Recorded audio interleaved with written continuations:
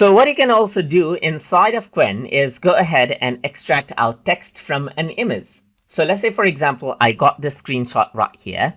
So let's just go ahead and take another screenshot right here by using the print SYSQ screen and then select this out. So now I can go ahead and simply press Ctrl V to paste out this image.